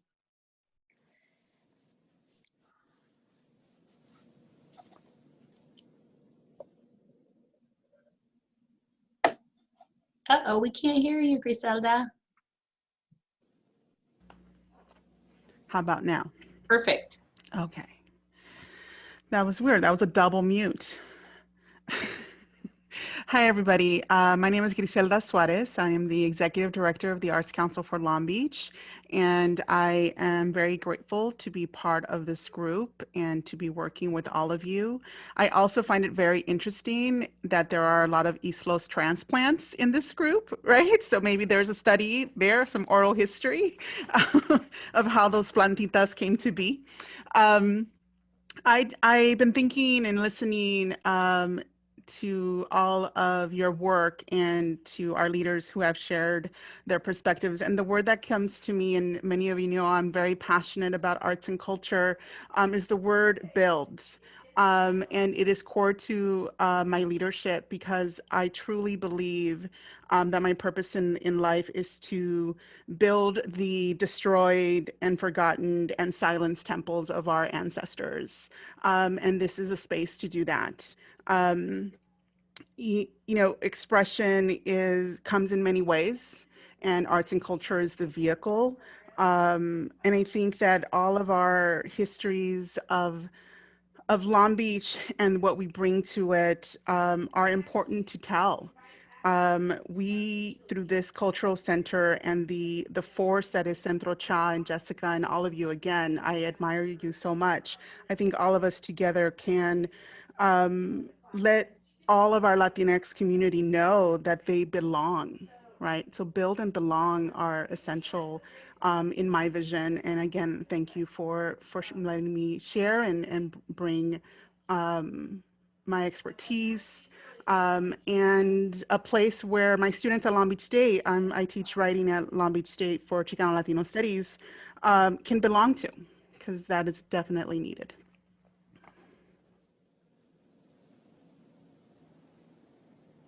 Good afternoon, everyone. I'm Maria Hunter, honored to be here among all of you. Thank you to David Salazar, who invited me to be part of this cause with everyone.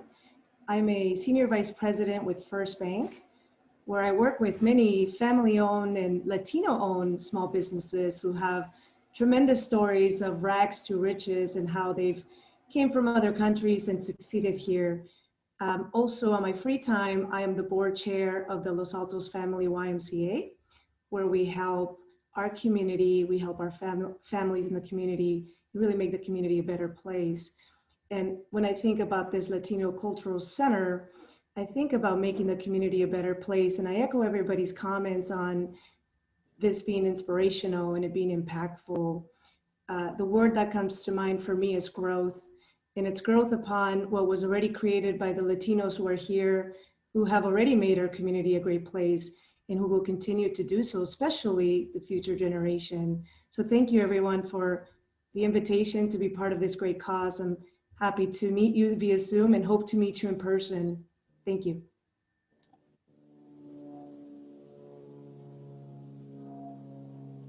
Hi, everybody. My name is Alison Crosby. I am a proud member of the innovation team with Tracy Kolonka at the city manager's office in Long Beach.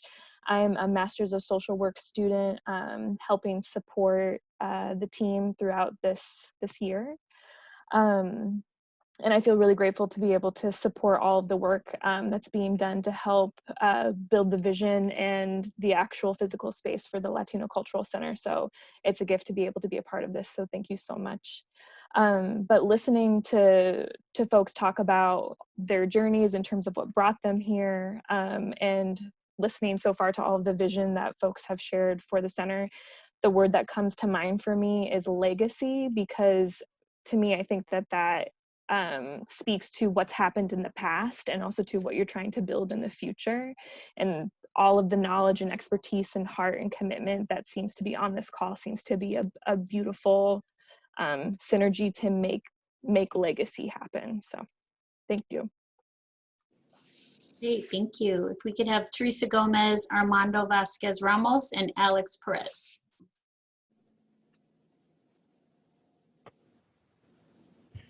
Hi, can you hear me? Yes, we can hear you. Okay, good. Hello, everybody. I'm Teresa Gomez. I'm with the City of Long Beach Department of Health and Human Services. I've been with the city for about 22 years, and I think more than anything, I want to say this is long overdue. This cultural center is long overdue. I've been in Long Beach since I was 4 years old, and I was one of those who was part of Centro de la Raza. I got my first job at Centro de la Raza, and I think the words I want to use for the center is that I really hope, and I think it will be, meaningful. Meaningful, well, not just one word. I'm going to say meaningful. I'm going to duplicate some words that I heard, which really come to heart, are inspiring, and that ignites pride. That ignites pride in our culture, you know, in our customs and our traditions. And I just hope that our young people will walk in through the center and just really be inspired and have a real sense of pride for their culture. And also that, you know, historically, that the history that Latinos have placed in the city, you know, and in our nation, that comes through, because we've contributed so much to the city and again to our nation. So I think that needs to be highlighted as well. And I'm just really honored to be part of this committee. Thank you.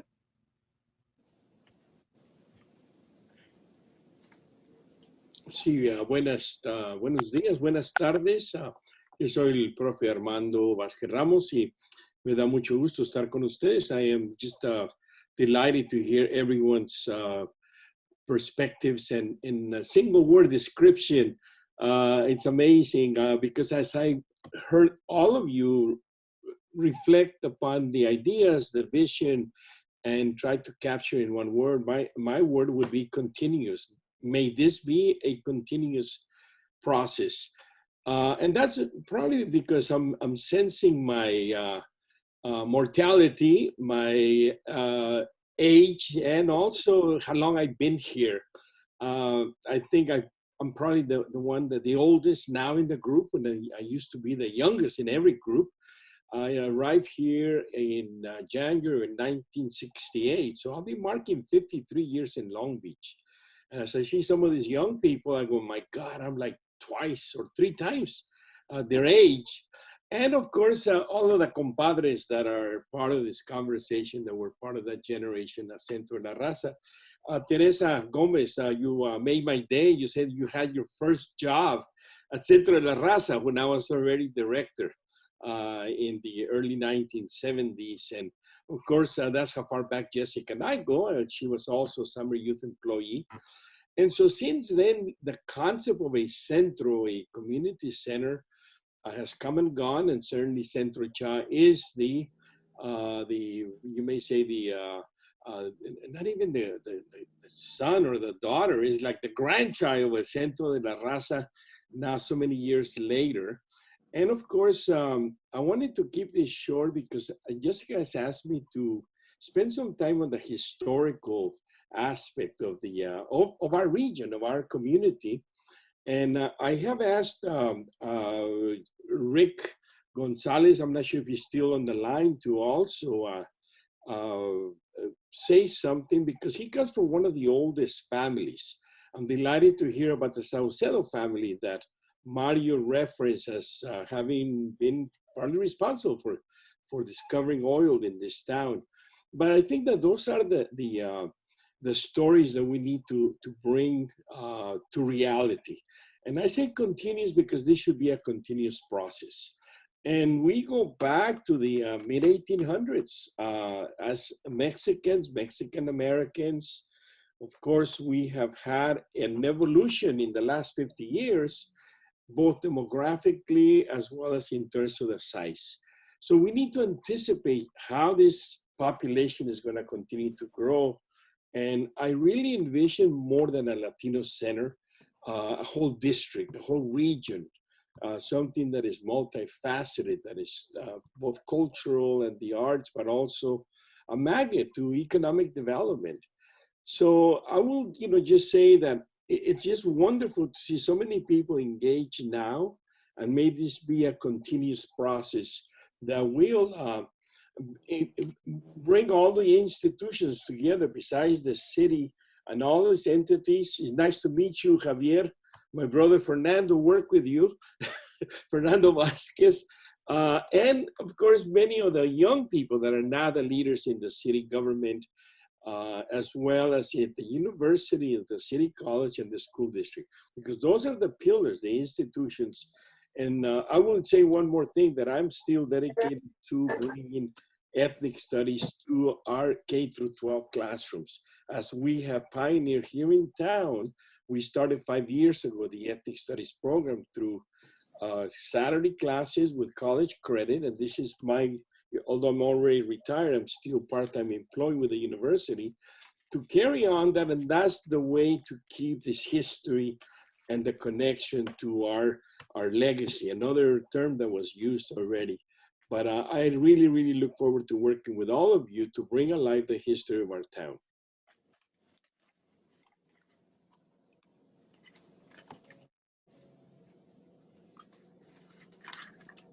Afternoon. I believe I'm next. My name is Alex Perez. I work with Orange County's Credit Union. And we've been just longtime supporters of Centro CHA and Jessica Quintana. And if you've met her in person, you know the full force that she brings and how inspiring she is. So we're so very honored to be a part of the steering committee and just see everything kind of come to fruition. It's a beautiful process to go through everything and to collaborate and pull the best from everyone. And I was thinking of everyone's words, and some of them kind of matched up. I know Susanna brought up historic, and Teresa brought up inclusive. And I was thinking of other words and powerful words that I wanted to think of when we think about our vision. And what I thought of was reflection. I hope that it's a true reflection of our cultures, of who we are. We have so much depth and beauty, and we have it already in our city. It's just a beautiful way to build upon it and really see everyone reflected in our community, so that everyone feels safe coming into a cultural center that reflects who they are and builds upon who they want to develop and grow into. And having that safe place is really, really important. So I'm so honored to be a part of the group, and I'm looking forward to working with everyone and meeting everyone in person, hopefully at some point. So thank you again. Great, thank you. If we could have Ray Marquecho, Maricel Herrera, and Shane Weaver. We're almost done. Hey everybody, sorry my video is not working. I'm at the office which doesn't have video connection, but I appreciate everyone on the call. Very happy to be here. I'm the Chief of Staff for Mayor Zendejas, and I think the word that I'm looking for is community. Definitely one of those things where both the community that this is going to help embolden as well as serve is something that I'm really looking forward to. So thank you so much for the time.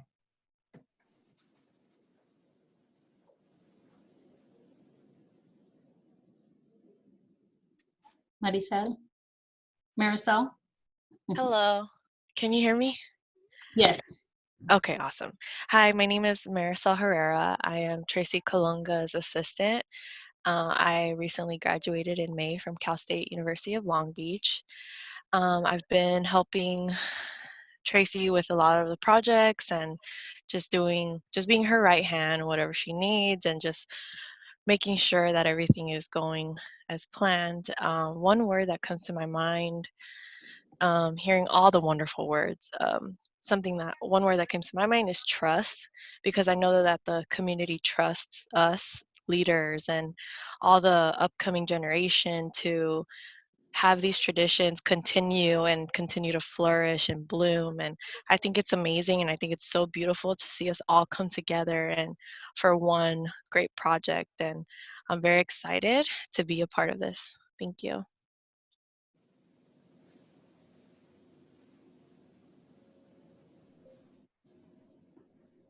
Hi, good afternoon all. I'm Shane Weaver. I'm a field representative for Long Beach for Assemblymember Patrick O'Donnell's office. First, I just want to say thank you to Tracy just for hosting this and allowing our office to be a part. I guess the one word I would use is excitement. I know it's cliche, but I believe it's just it's great to have this cultural center in our city, you know, for our residents, our future generations, and also visitors, you know, who come to our beautiful city, just to showcase the diversity of the Latino culture that we have here. So we're just really excited. Thank you. Thank you, Shane, for joining us. Thank you. We'll appreciate it. We have Rick Gonzalez and then Ellie Calextro.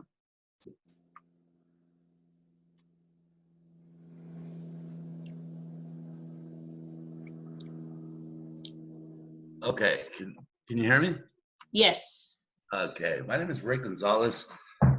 I've been here in Long Beach. I'm the 4th generation. Born, raised, went to St. Anthony High School. All my family, born and raised here, went to Poly High School. We've been acquainted with the city for many years. My grandfather started the first Club Latino of Long Beach in 1938 during the uncertain times of the Depression. And his objective was to collect money from the community members when someone died so that they could have a dignified, you know, service, funeral. And he started that in 1938, and it was known as the Club Latino of Long Beach. I heard Mr. Mario Cordero bring up some Latinos from the past in regards to the oil industry. There's so much culture here that I can remember and recall from back in the 60s, 70s. I remember in the 70s when we used to have charreadas, and there were charros, and every Sunday there was a charreada. That lienzo charro was on the west side, well, actually Wrigley District, on the east side of the LA River at Magnolia and Wardlow. So going back to hearing a lot of people say that we've got legacies and a lot of history, I think that has to come out because we haven't touched on a lot of it yet. And I look forward to contributing to that if I can. That's it. Hi, my name is Elizabeth Calixto. I go by Ellie, and I'm the current president of Leo. I think you can still hear me, yeah? Okay. Yes, we can. Perfect. Yeah, I'm the current president for Leo, the Latino Employees Organization for the city of Long Beach. And I have been living here in Long Beach for about 5 years now. I am originally from Oregon, daughter to farm worker, immigrant family. And my day-to-day work today is working with the unions and management at the city. But in my previous work, I used to do immigrant rights, organizing, and farm worker rights. So I'm very, very much passionate about uplifting our communities, and to the extent that I can do that through my involvement with the Latino Employees Organization and this group, I am very excited. The word that comes to mind for me when it comes to the new cultural center is recuerdos. And the reason why is because I think that culture is our history, and they are one and the same. We are a product of our ancestors, for better, for worse, and of our upbringing. And so I think that, you know, when we talk about who we have become, we often go back to where did we come from? What are our recuerdos? And when we talk about what is our culture, we think about a very sensory experience. You know, my grandma making tamales, you know, putting together, and we recently did one for Leo, and it always goes back to our recuerdos. And I feel like any cultural center should have that element in mind of sparking that interest to share those recuerdos, and it should bring back, you know, memories of our community members and of ourselves and of our families. And so I think that would be really important, and I'm just grateful that everybody that is here is willing to put the time in to make this a very impactful project. Great, thank you. And thank you, everyone. I know we just have a few more minutes together, and I want to thank everybody for your thoughtful responses. Excuse me, I want to get to close to our last slide. We just want to thank you for your thoughtful responses, and the team has been taking notes the whole time, and we're recording this video as a part of our research that will be cataloging community input. And so what to expect next for the steering committee roles and responsibilities.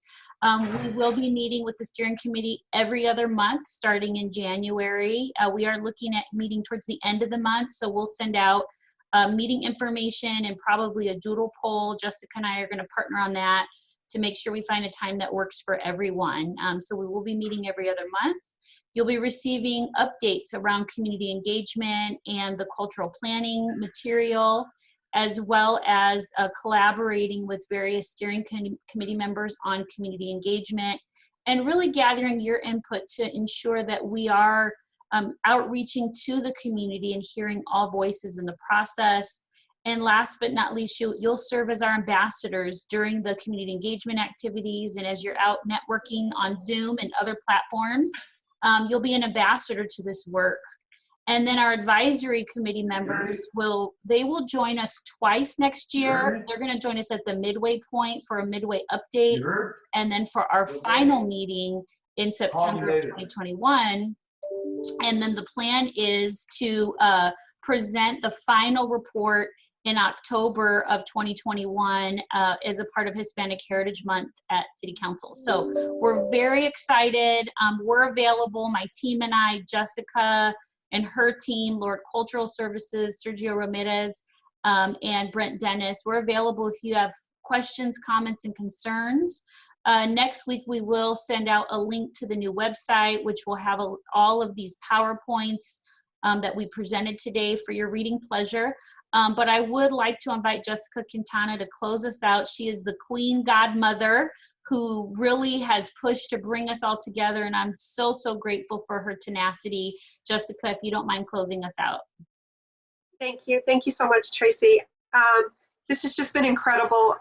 You know, a dream come true, and I just want to thank everybody for their inspiration and their vision in this project and taking the time to meet with us today. And this has just been, you know, so uplifting during this time of such turmoil in our community and with our families. So you brought blessings to us today, and we truly appreciate that. And Armando, definitely, you know, I was a girl from the Centro, continue to be a girl from the Centro, and, you know, 100% we care about our community. We are going to bring a project that's meaningful, that, you know, brings our community for a safe place to have cultural activities and also be an economic development engine for our city. So thank you, everybody, for joining us. We appreciate you. We love you. And my heart is just filled. So thank you so much. Thank you. You take care. Happy holidays. Happy holidays, everybody.